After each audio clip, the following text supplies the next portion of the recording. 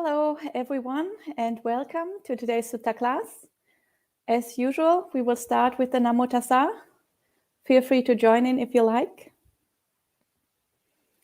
Namo Tassa Bhagavato Arahato Samma Sambuddhassa. Namo Tassa Bhagavato Arahato Samma Sambuddhassa. Namo Tassa Bhagavato Arahato Samma Sambuddhassa. Buddhang Dhammang Sanghang Namasami. So, welcome everyone, and today we continue talking about our topic of Buddhist conflict resolution strategies, where we specifically talk about the conflict at Kosambi, which was one of the major issues in the Buddha's time, the major issues with the sangha, the major conflicts that finally resulted in a schism of the sangha, where the sangha broke into two parts, split into two parts, because of a really tiny issue. So the whole thing just started over a disagreement how to clean a bathroom, and then everybody got so caught up in that conflict and so caught up in their defilements that everybody got involved, everybody started fighting, and people just forgot that they wanted to practice the Dhamma. People forgot that they wanted to make progress on the path. They forgot why they went forth in the first place. They were just there fighting, cultivating unwholesome karma, and nobody could really see what they were doing. And it went on for months and months. And this was one of the two major conflicts in the Buddha's time. And over the course of the last few weeks, we have read a few of the suttas and a few of the teachings that the Buddha gave to those monks, trying to get them to reconcile and to let go of their fighting and quarreling. And eventually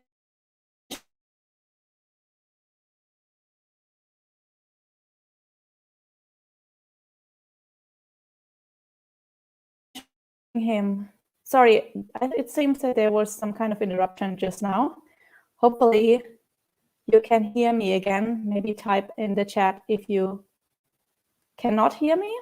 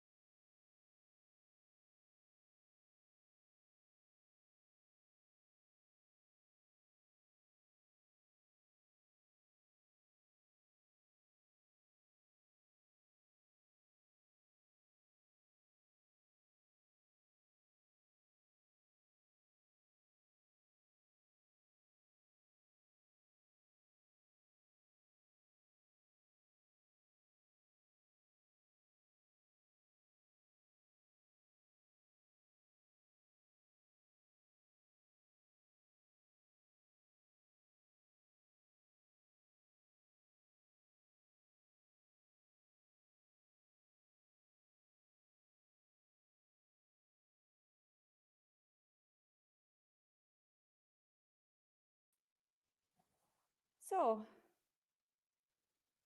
hello there. I hope you can hear me now, and I hope the technical issues are all resolved. So please let me know if you can hear me. Should be fine now, hopefully. And as I was just saying, we were talking about the Kosambi conflict, and eventually the Buddha concluded that there was nothing he could do, and those monks weren't willing to listen to him. They asked him to leave. They asked him to leave them alone. And so he concluded that he should go to somewhere else, and that is where the Upakilesa Sutta, the sutta that we are reading today and that we have been reading for the last 2 weeks, takes place. So the Buddha decides that he should finally leave. So he gives one last brief teaching, and then he visits first one monk that is living alone, enjoying the seclusion. And of course, because he is not quarreling with others, he's making a lot of progress on the path. And then he visits a community of monks 3 monks that live together in perfect harmony. So 3 monks that are one group that is like the exact opposite, the complete contrast to the monks in Kosambi, who are all fighting, who are making a schism in the sangha out of a tiny disagreement about cleaning. And on the other hand, there's Anuruddha, Nandiya, and Kimbila, the 3 monks that live together in perfect harmony. And so last time we studied how they live together, the attitudes that they have towards each other mentally, how they practice metta towards each other, goodwill towards each other, and also how they organize their daily life so that everything can be arranged harmoniously without too many distractions, and also how they meet together and talk about Dharma and support each other in their practice. So this is where we left off last time, and this is where we can continue today. Because at this point now the Buddha is interested, since they live together so harmoniously, and since they are practicing in accordance with the Dhamma, are they actually making progress, and are they getting the benefits that they should be getting from their Dhamma practice?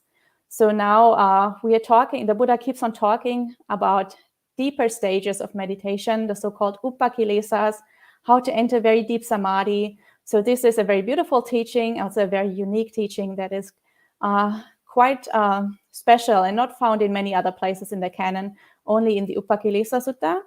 So I think it's a very interesting sutta, and today we will hopefully read through the last part of this where we talk about samadhi attainments and get some inspiration from these 3 monks. So I have put a link in the live chat. The link I put there is to Bhante Sujato's translation. I will continue to read from Bhikkhu Bodhi's translation as I have done last week. And both in Bhante Sujato's translation and in Bhikkhu Bodhi's translation, we will continue reading at paragraph 15. The link in the live chat should take you right there.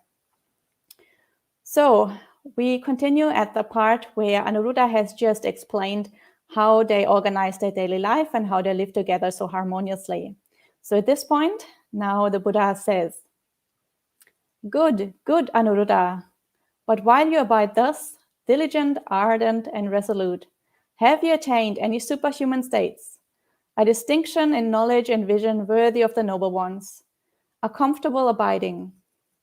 And Anuruddha says, "Venerable Sir, as we abide here, diligent, ardent, and resolute, we perceive both light and a vision of forms. Soon afterwards, the light and the vision of forms disappear, but we have not discovered the cause for that." So here, as I mentioned, the Buddha is now asking those 3 monks if, since they practice in accordance with the Dhamma, do they actually make progress? Do they attain those deeper stages on the path? So superhuman states, a distinction in knowledge and vision worthy of the noble ones, or a comfortable abiding. So these usually refer to the jhanas, or they can refer to the 4 kinds of noble attainments from stream entry upwards to arahantship, or they can refer to other deep samadhi attainments or to psychic powers and so on, but they always refer to things that are related to samadhi or to one of the 4 noble attainments.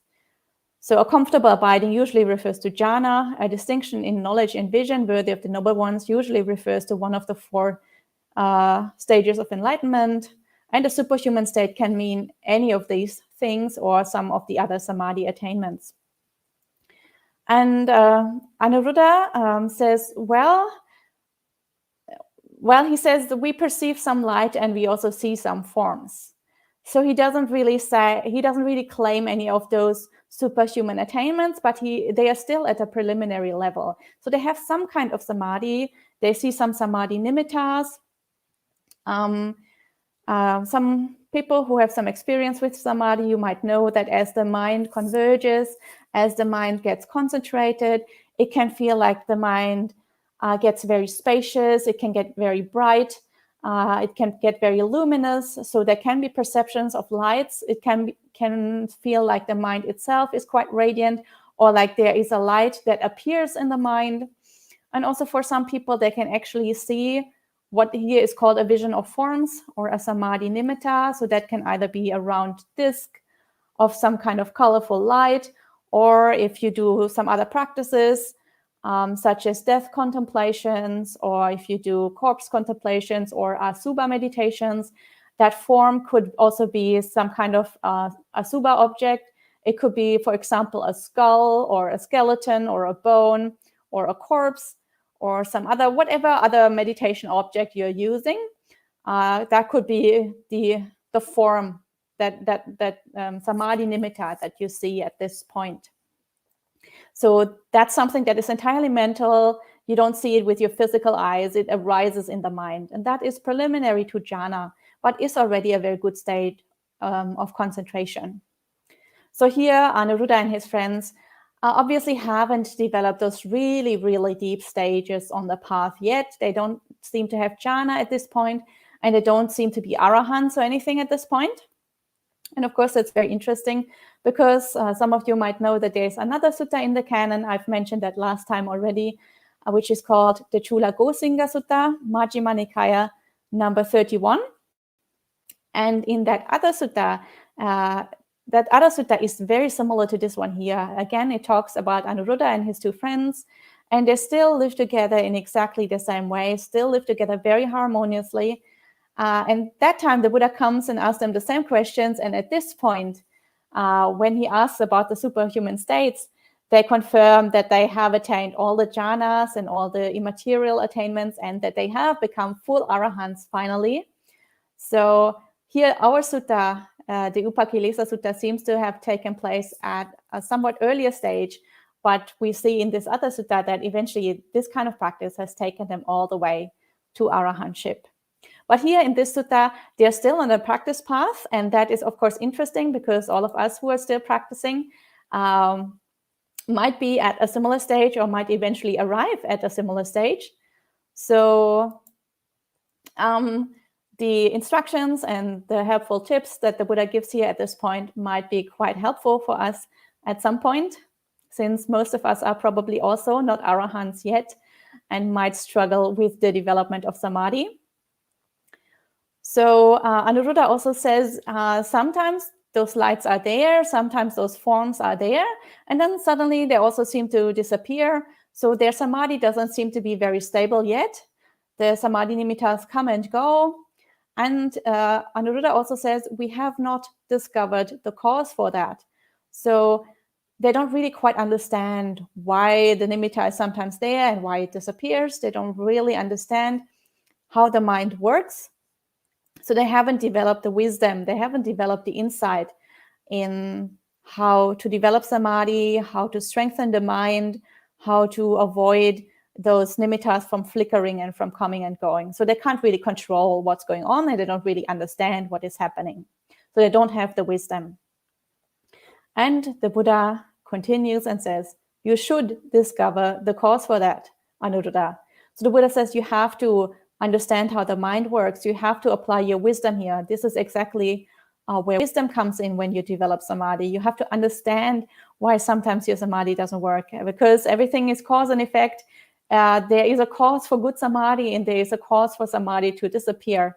And if you know the cause for your samadhi to disappear, then obviously you can prevent that cause, and that will make your samadhi so much more stable. So now the Buddha is teaching about a long list. He's now teaching a long list of those very subtle defilements called the upakilesas, which is what the sutta is named after. That when you are already in fairly deep samadhi, so when you already have those samadhi nimittas, that can still arise in the mind, and that can prevent you from going further, that can prevent you from going all the way into jhana. So it's very important that at this last stage before jhana, that you don't let those upakilesas arise, or if they arise, that you learn to skillfully recognize them, that you know what to do. So this is what the rest of this sutta is about, identifying and dealing with those really subtle defilements that can prevent us from entering this very deep state of samadhi. So here now the Buddha explains, before my enlightenment, while I was still only an unenlightened bodhisattva, I too perceived both light and the vision of forms. Soon afterwards, the light and the vision of forms disappeared. I thought, what is the cause and condition why the light and the vision of forms have disappeared? Then I considered thus. Doubt arose in me, and because of the doubt, my concentration fell away. When my concentration fell away, the light and the vision of forms disappeared. I shall so act that doubt will not arise in me again. So, the Buddha says when he wasn't enlightened yet, when he was still practicing for enlightenment, then he had exactly the same experience that Anuruddha, Nandiya, and Kimbila had, and that many meditators throughout the ages, and I think also many meditators today have, that you can get some kind of samadhi, but somehow it's not stable, and then it kind of falls apart again. So the Buddha investigated what is the cause. Like everything in Buddhism has a cause. Nothing arises out of itself or is stable and permanent. Everything has a cause, and if something disappears, if your samadhi disappears, there must have been a cause that has destroyed your samadhi. So here, in this case, he investigated the reason, and then he figured out that it was because doubt arose in his mind. Obviously, his concentration was destroyed. So doubt, of course, is one of the hindrances, and doubt specifically refers to the Buddha Dharma, refers to our practice. When we have questions whether we practice correctly, when we have doubts in the Buddha as a teacher, when we have doubts whether or not the path actually works, or we think in general the path works, but for me personally, I'm not good enough, I can't make it, other people can make it, but for me personally, it's too difficult. So of course, when these kind of thoughts or these kind of doubts arise in the mind, then your samadhi is destroyed, because for samadhi, we need to be focused single-pointedly on one object, our samadhi object, or our, here in this case, our samadhi nimitta, the light or the form that is there. Of course, and if you start thinking about all these doubts, and if you start questioning yourself or questioning the Buddha or questioning the Dhamma, then of course that will immediately destroy your focus and destroy your concentration. And of course, then the Buddha concludes, the doubt is the reason that samadhi has disappeared. So in the future, I need to ensure that doubt will not arise again. So this is where mindfulness comes in. This is where right effort comes in. When even a little tiny twinge of doubt arises in the mind, immediately your mindfulness has to be present. Immediately your mindfulness has to let go of that. Those kind of thoughts, even though those thoughts can be very appealing, they can seem much more interesting than your samadhi object.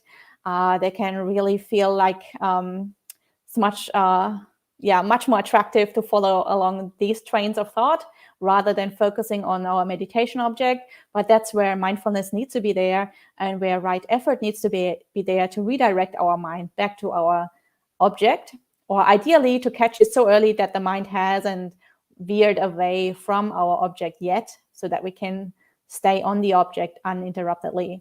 And that is also the reason why on the Noble Eightfold Path, the right effort and right mindfulness, so the factors 6 and 7, are grouped together with right samadhi, together in the group of the path factors that belong to the samadhi category, because these two, right mindfulness and right effort, are so essential for the development of samadhi, and to make sure that the mind stays focused on your meditation object.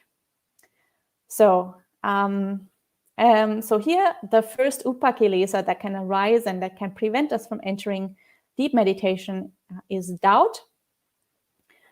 And as I mentioned, the Buddha will now go through a whole list of these upakilesas, about a dozen, I think 11 or so. So we will now continue going through this list. And the Buddha continues. As Anuruddha, I was abiding, diligent, ardent, and resolute. I perceived both light and the vision of forms. Soon afterward, the light and the vision of forms disappeared.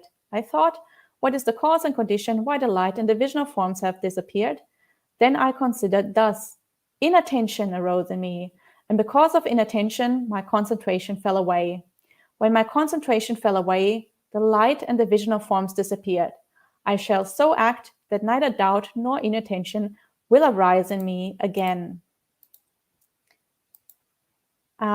So here now, the second upakilesa is inattention. And I think inattention is immediately clear how this can destroy your samadhi. Of course, for samadhi, you need to be focused on one object. If you become inattentive, if your mind gets scattered, if it wanders away, obviously, immediately your samadhi will be destroyed and the samadhi nimitta will disappear, whether that is a light or a vision of forms. It will disappear. And so, of course, when that happens to us, we need to make a firm determination and make a firm effort to prevent that from happening in the future. As the Buddha says here, I shall so act that none of these upakilesas will arise in me again. So, and then the Buddha goes on to the third one. And the third one here is sloth and torpor. So Buddha says, I considered thus sloth and torpor arose in me, and because of sloth and torpor, my concentration fell away. So just as with doubt, sloth and torpor also are one of the 5 hindrances. And of course, we know if sloth and torpor arise, if we are tired, if we are sleepy, then of course the mind isn't really willing to properly focus on the meditation object. And in that case, it is very difficult to maintain samadhi. The samadhi will be destroyed. And I think one thing also to be clear here is at this point, samadhi is already very strong. Like you already have lights, you already have visions of forms, you already have your samadhi nimitta. So generally, the 5 hindrances should already have been suppressed beforehand to a very, very high degree for somebody to even be able to enter so deep into meditation, to actually perceive a samadhi nimitta. So at this point, we're not talking about the regular sloth and torpor that is very extreme, where we feel like really, really sleepy or really tired, but it's really more of a very subtle kind of sluggishness in the mind, maybe. That can still arise at this point because we haven't really properly entered jhana yet. So once we enter jhana, the 5 hindrances are absolutely and completely gone for the duration of the jhana. But at this point, we are still before jhana. So these like small traces of the hindrances can still arise. So it's possible to still feel a little bit sleepy. And of course, when that happens, then the samadhi nimitta would disappear. And then the next one that the Buddha talks about is fear. The Buddha says, I considered thus fear arose in me, and because of fear, my concentration fell away. When my concentration fell away, the light and the vision of forms disappeared. And now here, for this fear, he gives a simile, and he says, suppose a man set out on a journey, and murderers leaped out on both sides of him. Then fear would arise in him because of that. And so too, fear arose in me, and the light and the vision of forms disappeared.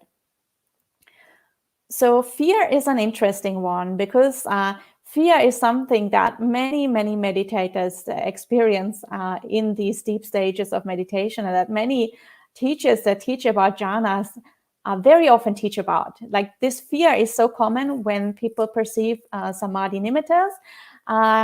And that's like for people who haven't really experienced it, it's difficult to understand how you could be fearful when you're so deep in a concentrated state and you only see lights and you only see those, those nimittas, nothing threatening should be happening. So why are people fearful?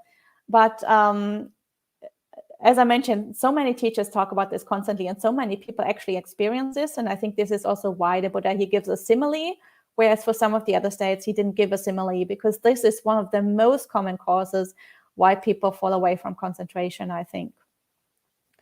And that's because when you sit there and you meditate and you focus on your object and suddenly very bright light appears in your mind, or suddenly this really clear and sharp samadhi nimitta appears right there in your mental eye, basically, and you're not prepared for that, and you have never in your life experienced something that is even remotely similar to that experience there, and you've never perceived anything that is so clear and so bright, that can be very startling, and because you're not prepared for that, you have never experienced that before.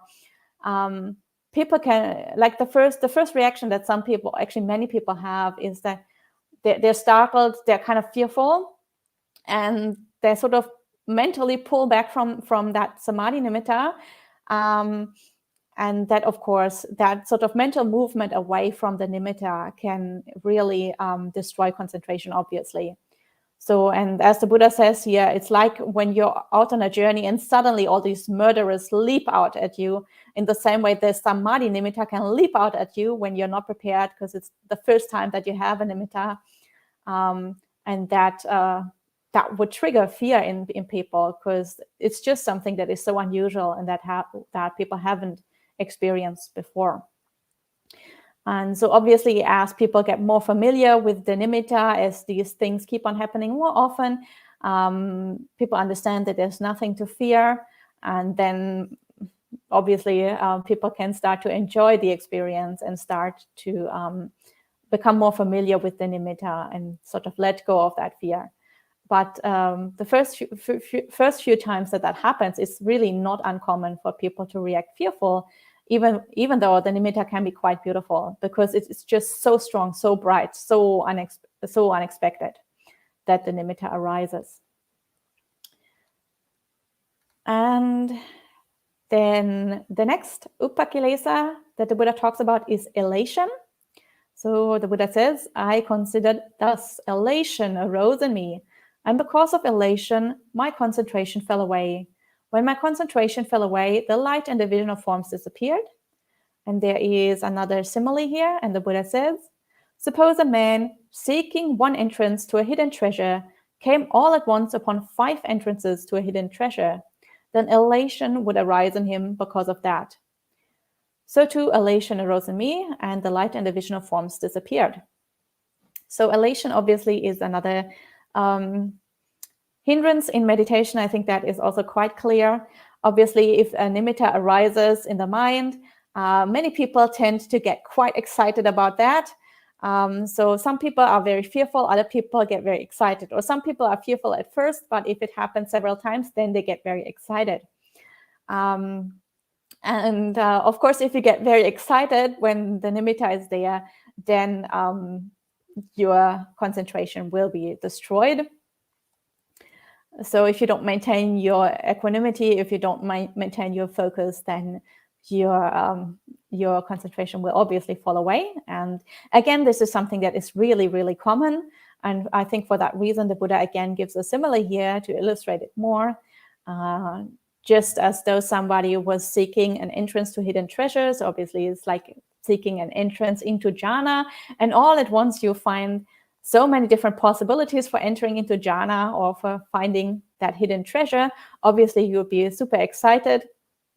Elation would arise in you, and that would destroy your concentration. So now the next one is inertia. And the Buddha says, I considered thus inertia arose in me, and because of inertia, my concentration fell away. And when my concentration fell away, the light and the vision of forms disappeared. So inertia is a little bit unusual, maybe, bit difficult to understand for some people, maybe. It also seems quite similar to sloth and torpor in some ways.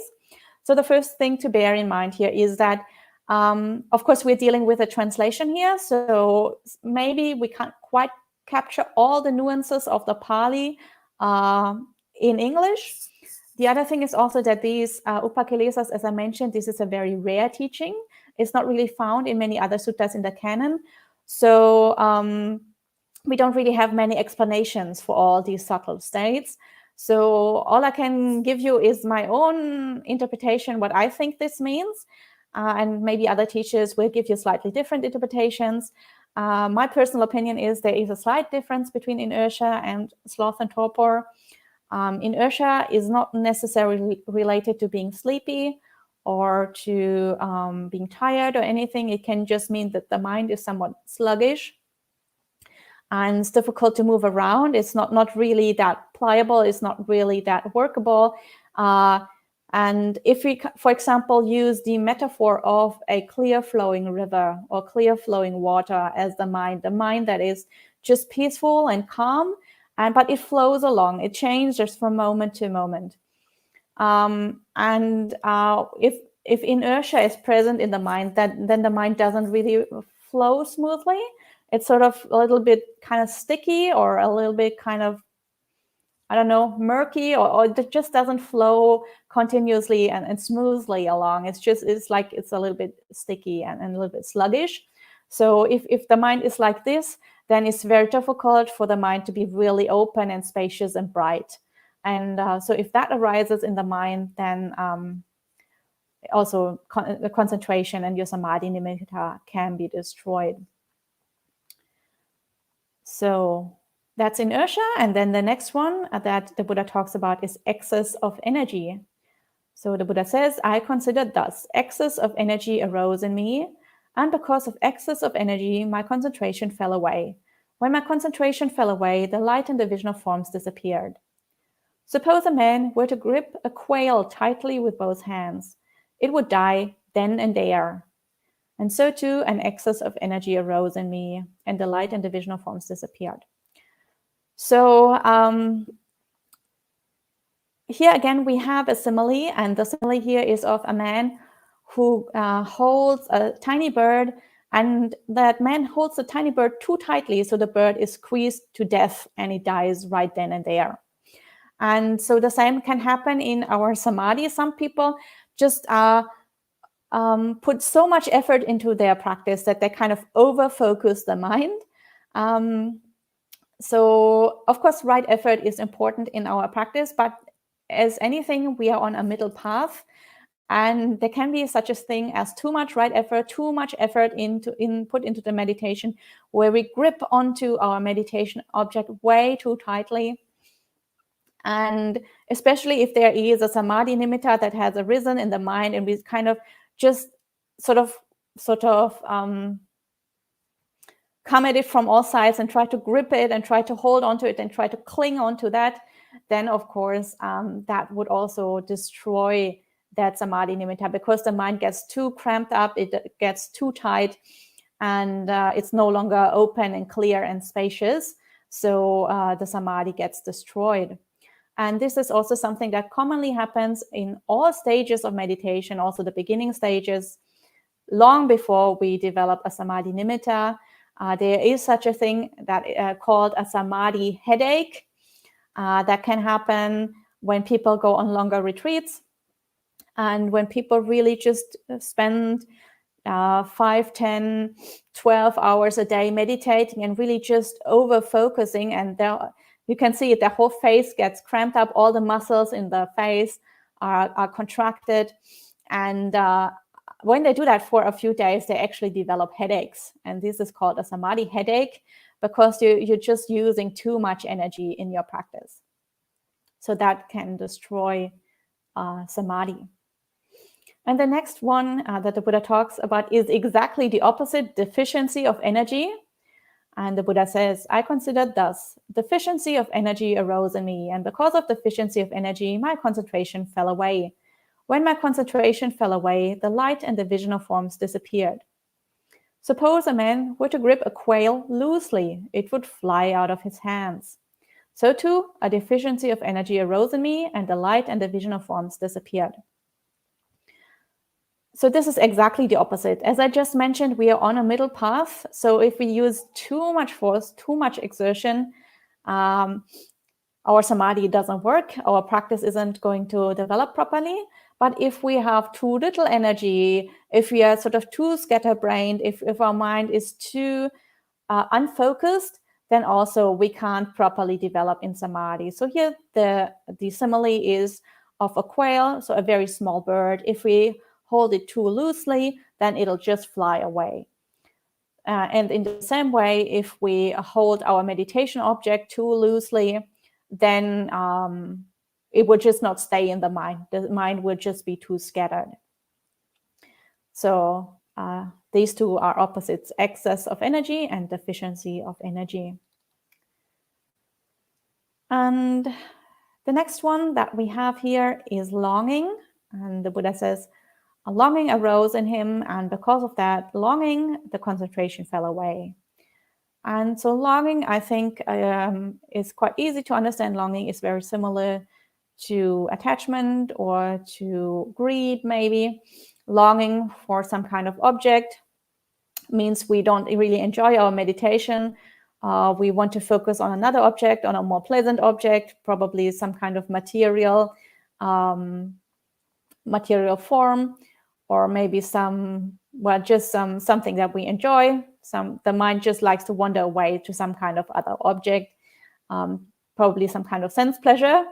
And of course, when we have that and we long to be somewhere else, not there where we are at the moment, not to be with the meditation object that we have at the moment, not to be with the Samadhi nimitta that has arisen, then obviously concentration will be destroyed. And then the next one that we have here is perception of diversity. So the Buddha says, perception of diversity arose in him, and because of perception of diversity, his concentration fell away. So perception of diversity, that can happen if your Samadhi object isn't uniform enough. So sometimes people do contemplations that are very elaborate, that have a lot of different features and different details. And that can be very helpful for early stages of the path or early stages of Samadhi development. Because that way, since the object is quite diverse, it's more easy to keep the mind focused on that object because the object is interesting, it has different features. And so the mind wouldn't wander away to sense pleasures or something, because this kind of diverse object can keep the mind engaged. But as your Samadhi deepens, obviously the mind becomes more unified, and so your Samadhi object also needs to become more unified. And if you hold on to an object that is very diverse and has so many different features, then obviously the mind cannot properly unify. And so obviously, if the mind is already unified and you have one single Samadhi object that has arisen, so your Samadhi nimitta has arisen, but still, instead of focusing on your Samadhi nimitta, you go back to your original, very diverse and very detailed object, then that would destroy concentration, because your mind has already gone way beyond that object. Your mind is already way more simplified and more concentrated than that object. So perception of diversity can really destroy a single pointed mind. And then the last of these upakilesas here is called excessive meditation upon forms. And here the Buddha says, I considered thus, excessive meditation upon forms arose in me. And because of excessive meditation upon forms, my concentration fell away. And then the light and the vision of forms disappeared.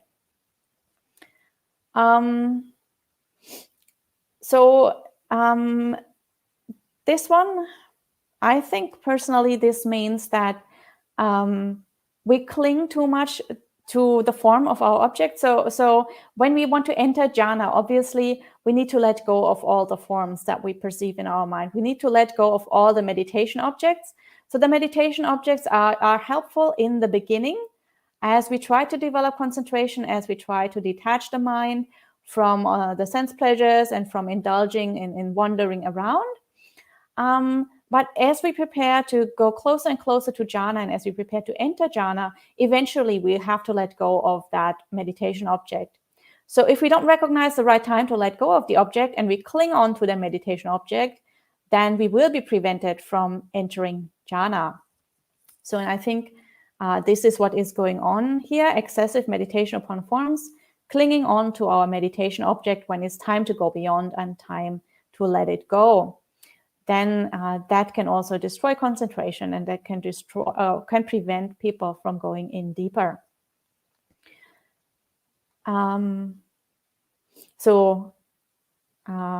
If we do that, then concentration can fall away, as the Buddha says, and the light and the vision of forms can disappear. And so these are the upakilesas that the Buddha has identified that can destroy very deep samadhi, or that can destroy or can prevent us from from skillfully sitting and practicing with a Samadhi nimitta, and from eventually entering jhana. And so the Buddha here sums them all up, all 11 of them, and he says, when Anuruddha, I understood that doubt is an imperfection of the mind, I abandoned doubt, an imperfection of the mind. When I understood that inattention, sloth and torpor, fear, elation, inertia, excess of energy, deficiency of energy, longing, perception of diversity, excessive meditation upon forms, all these are an imperfection of the mind. I abandon them, all those imperfections of the mind. So the Buddha has now abandoned, gone beyond all of these upakilesas, beyond all of these very subtle defilements. So he is now entered a state of deep concentration. And he continues and says, as Anuruddha, I was abiding, diligent, ardent, and resolute. I perceived light, but did not see forms. I saw forms, but did not perceive light, even for a whole night, or a whole day, or a whole day and night. I thought, what is the cause and condition for this? Then I considered thus. On the occasion when I do not attend to the sign of forms, but attend to the sign of light, then I perceive light, but do not see forms. On the occasion when I do not attend to the sign of light, but attend to the sign of forms, then I see forms, but do not perceive light, even for a whole night, or a whole day, or a whole day and night. So now the Buddha has entered a pretty deep state of concentration, pretty deep state of samadhi. But he notices that sometimes he will see light, sometimes he will just see forms, and sometimes he will see both. And then he wonders, what is the cause for that? So again, he's trying to understand how the mind works. He's trying to develop wisdom. He's trying to develop insight, and finding out the causes, the conditions, so that he can put the right causes into place to make progress on the path. And of course, what he figures out here is that it depends on where he puts his attention. So at this point, there are already no more defilements in the mind. The mind is entirely bright and clear.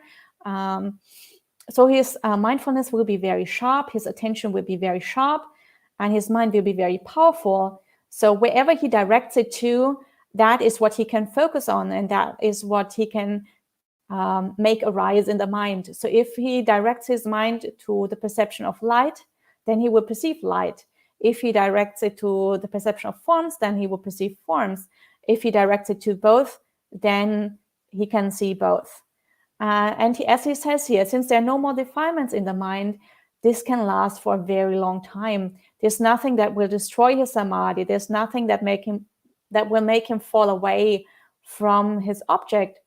So he can do that even for a whole night, a whole day, or even a whole day and night. There's nothing that's going to destroy his samadhi, since the kilesas are gone. And so it all depends on where he directs his attention to once the mind is so clear and bright. And then the Buddha continues, as Anuruddha, I was abiding, diligent, ardent, and resolute. I perceived limited light and saw limited forms. I perceived immeasurable light and saw immeasurable forms, even for a whole night, or a whole day, or a whole day and night. I thought, what is the cause and condition for this? And then I considered thus. On the occasion when concentration is limited, my vision is limited, and with limited vision, I perceive limited light and limited forms. But on the occasion when concentration is immeasurable, my vision is immeasurable, and with immeasurable vision, I perceive immeasurable light and see immeasurable forms, even for a whole night, or a whole day, or a whole day and night.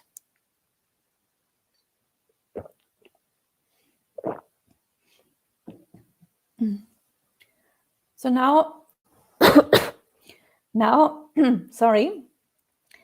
that the Buddha has figured out that he can direct his attention anywhere he wants and stay on that object for as long as he wants, even a whole day or a whole night, he still, whether he directs them the attention to see light or he directs the attention to see forms, there are still differences in the light and the forms that he can perceive. So sometimes the light can be limited or it can be immeasurable, all-encompassing, covering everything that his mind can perceive. And the same with the forms. They can be limited or they can become immeasurable, filling up the entire mind.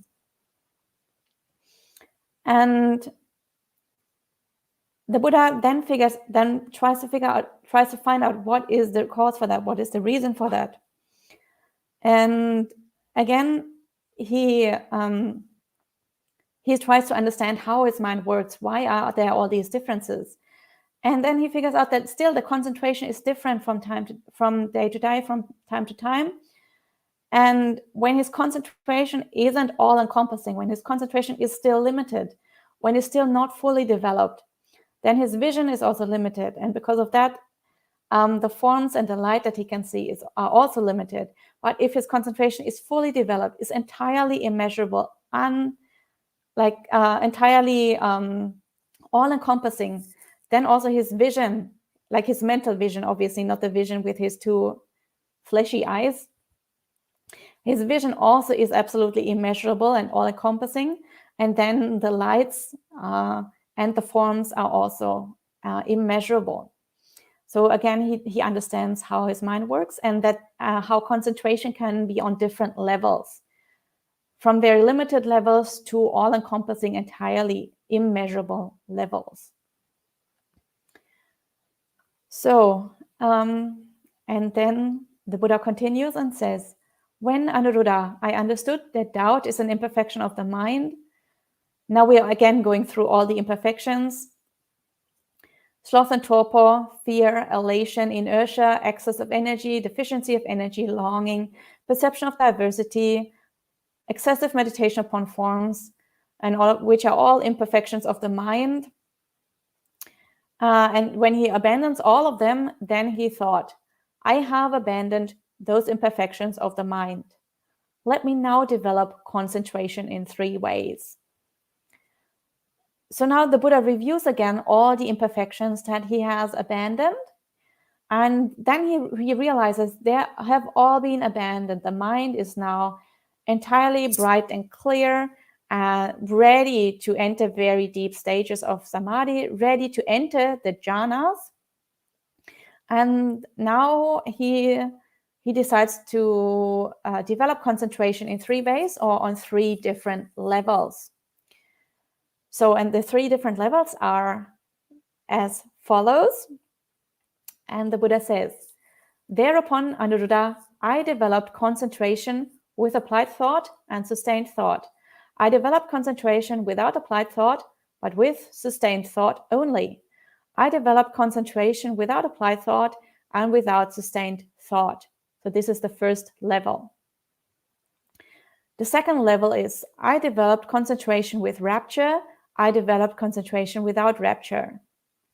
And the third level is, I developed concentration accompanied by enjoyment. I developed concentration accompanied by equanimity. So for those of you who are versed in the suttas, you will recognize that we are now talking about the jhana factors.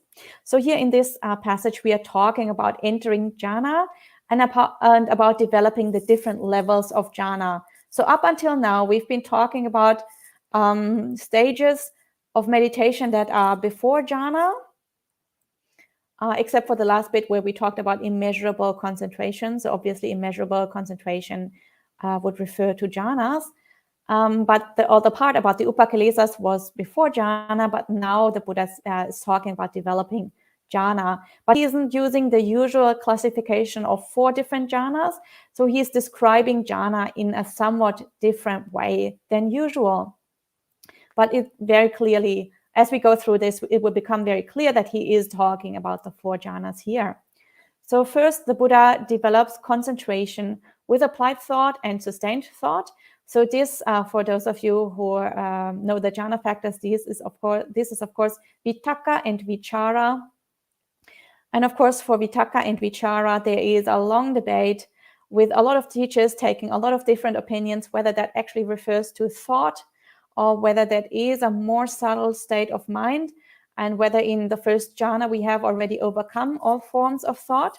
So I'm very aware that time is running out fast today, so I'm not going to go there, and maybe we can leave a discussion about vitaka and vichara for another time. So just mentally replace vitaka and vichara with your preferred translation, whether that's applied thought and sustained thought or something else. And so the first jhana obviously has both vitaka and vichara. So this is what the Buddha talks about here in this first sentence. He developed concentration with applied thought and sustained thought. So this is obviously the first jhana that he develops here. And then he says he developed concentration without applied thought, but with sustained thought only. So this is concentration without vitaka, but still with vichara. So he no longer needs to direct his mind towards the meditation object, but he's just sustaining the concentration in the jhana. So in the fourfold classification of jhanas that we find in the suttas, this still refers to the first jhana, since vichara is still present. For those people who are familiar with the Abhidhamma classification of jhanas, this is the second jhana in the Abhidhamma scheme. So in the Abhidhamma scheme, we have 5 jhanas instead of 4. And the reason for that is that the first jhana is broken into 2. One jhana that has both vitaka and vichara, and one jhana that only has vichara. And the reason for doing that is because there are some suttas, not very many in the canon, but a few, that have this sort of in-between step here, vichara only and no vitaka. And for that reason, that was sort of split off in the Abhidhamma, and the Abhidhamma has a 5-fold classification. So this would be the second one. Anyway, in the suttas, this would still be included in the first jhana. And then the Buddha says he developed concentration without applied thought and without sustained thought. So this is concentration from the second jhana upwards. So second jhana in the sutta classification upwards has no more vitaka and no more vichara, because those are 2 growths for the second jhana. The second jhana is a much more subtle mind state. So vitaka and vichara have to be let go in order to enter the second jhana. So this is the first of the 3 ways that the Buddha develops. And then the second of the 3 ways is developing concentration with rapture and developing concentration without rapture. So rapture, of course, is a translation of the word piti. And piti, of course, is present in the first jhana and the second jhana in the sutta classification scheme. But piti has to be let go of in the third to enter the third jhana and the fourth jhana. So because piti is 2 growths, and the third and the fourth jhana are too subtle, so piti has to be let go.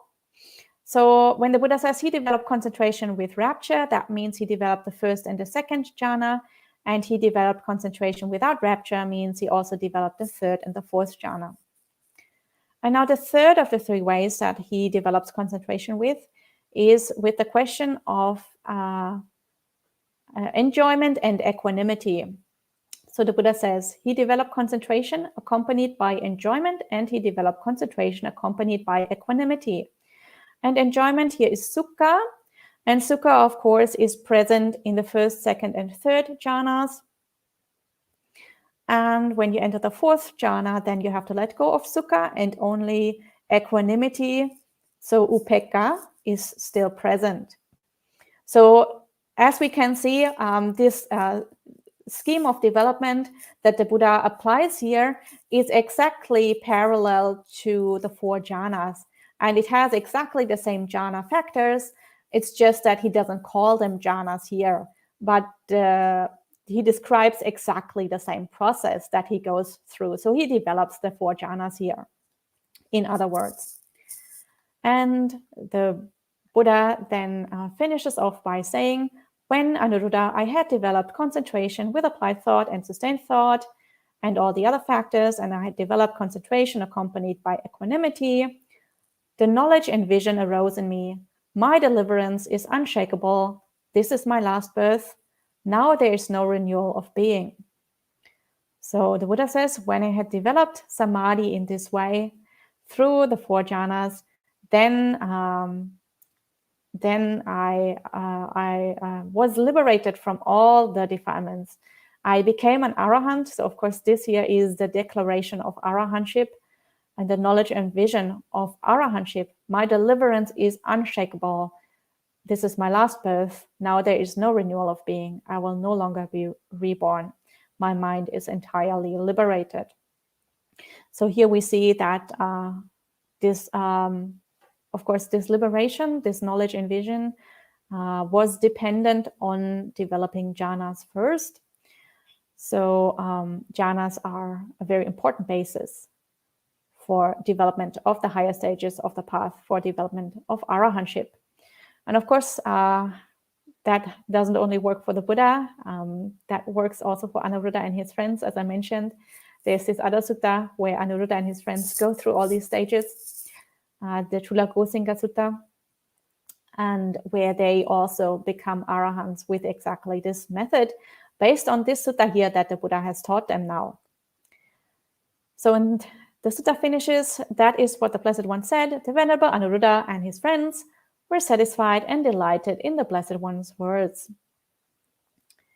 So this is the end of the Upakilesa Sutta. I hope you enjoyed it. As you can see, there's a lot of very detailed advice for meditation practice and for developing the very deep stages of Samadhi and the deep stages on the path. So I hope you enjoyed reading this sutta. Now, if you have any questions or comments, please leave them in the live chat.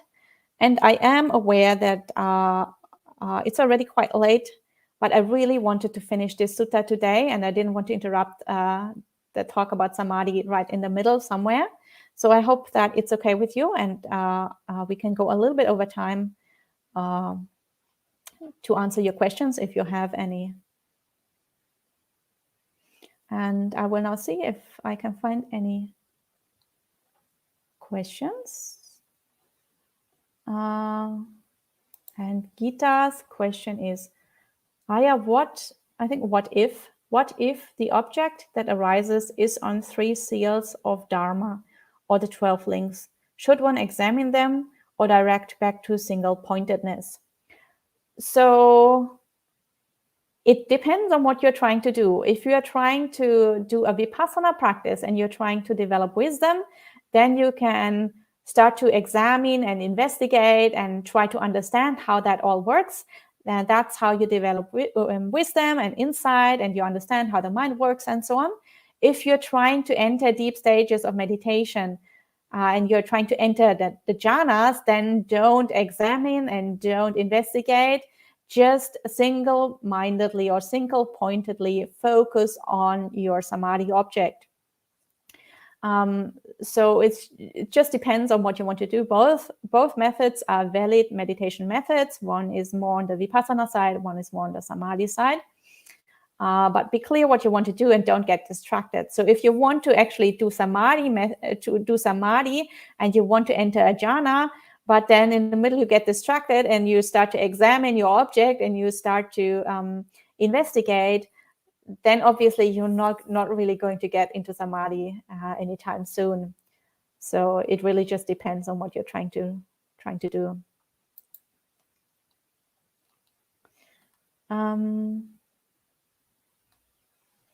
And Sud has another question, and they ask, Dear Aya, what are your thoughts about keeping Buddhanusati, remembering the 9 qualities of the Buddha, to keep these defilements down and to help to go into Samadhi easier when one sits down to practice?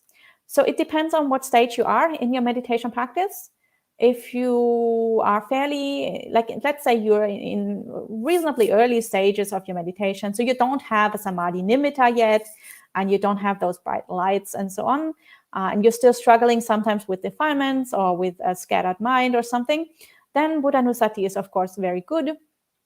Buddhanusati means you recollect, as you say, you recollect the 9 qualities of the Buddha, but that is still a fairly diverse object. So you have 9 qualities that you need to remember, that you need to contemplate. So your object is fairly broad still. So that will help you to keep all the other defilements at bay, because if you have such a broad object, then your mind can be busy with this wholesome object and it doesn't need to wander away. It has enough room to sort of wander between the 9 qualities, and so it doesn't need to wander into sense pleasures or into daydreaming or anything.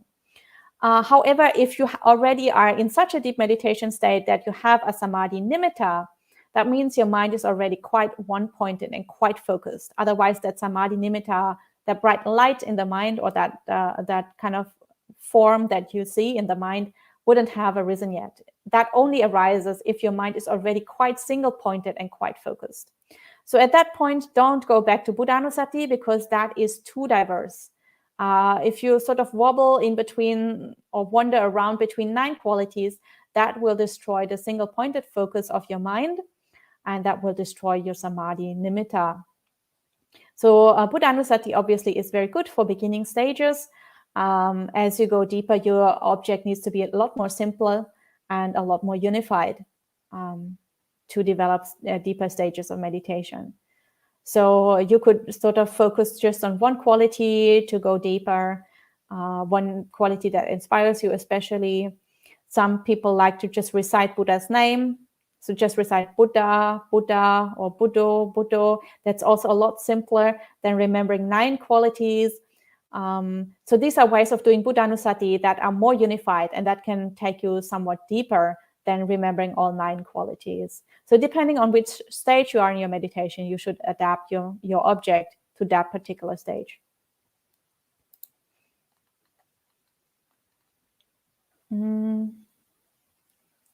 Then Sud has another question. What are your thoughts on keeping Buddhanussati while in activity to keep defilements down so that it is easier to go into Samadhi when one sits down to practice? Yeah, so I think that when you're doing activities in, let's say, your daily life, it's very good to maintain awareness of what you're doing. So if the activity is very monotonous, so you can put your mind on other things, such as Buddhanussati, then that is very good. So it's very good to pick a skillful or a wholesome object. That can be Buddhanussati or Dhammanussati or any other wholesome object.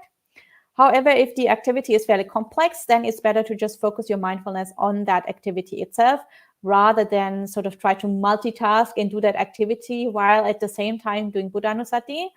Then you might just sort of cultivate a scattered mind and you might not cultivate the ability to focus on one singular thing. And of course, that ability is very important for going into Samadhi. So you might actually train your mind to be kind of scattered between various activities instead of training your mind to be focused on the task that is at hand at that particular moment. So it depends on the activity. But yes, certainly it is very, very important to maintain mindfulness in daily life and make sure that at least you're not cultivating unwholesome mind states while you're doing other things.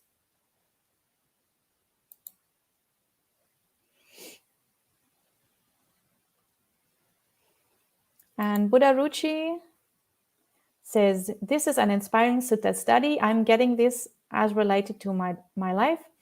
Clean up mental, physical, and interpersonal spaces in order to support Samadhi. I'm grateful.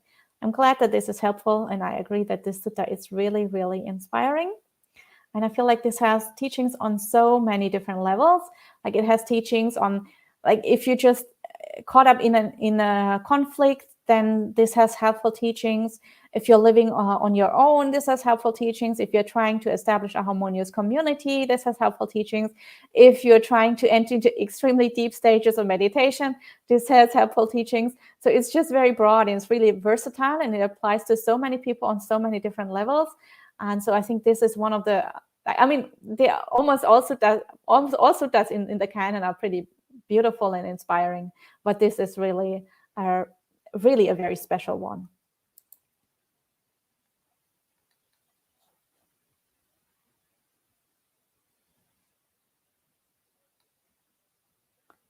So Bhavani has a question, and she says that she or he or they say there will be sunyata between jhanas. What does it mean? So I don't know what this question refers to, because I did not talk about sunyata at all. So maybe you can clarify that question, Bhavani, and I will try to answer.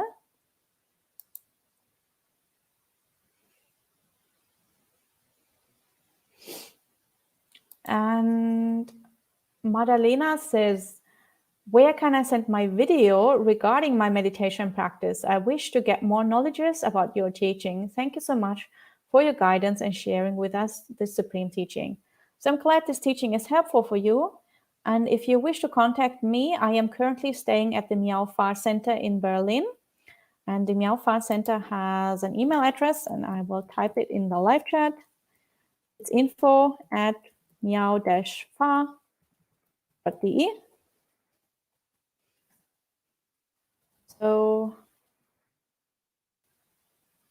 this is the email address, info@miao-fa.de. So you can reach me there. Send an email and put my name there in the email, so that, because there are several nuns staying here, several bhikkhunis staying here. So make sure that whoever reads the email knows that the email is for me. And then you can reach me there. Okay, so doesn't look like Bhavani wants to ask any more questions, and we have already gone over time. So I think we can finish here for today. As usual, we will end with 3 sadhus. And feel free to join in if you like. Sadhu, sadhu, sadhu. Have a good week, and I will see you all next Tuesday.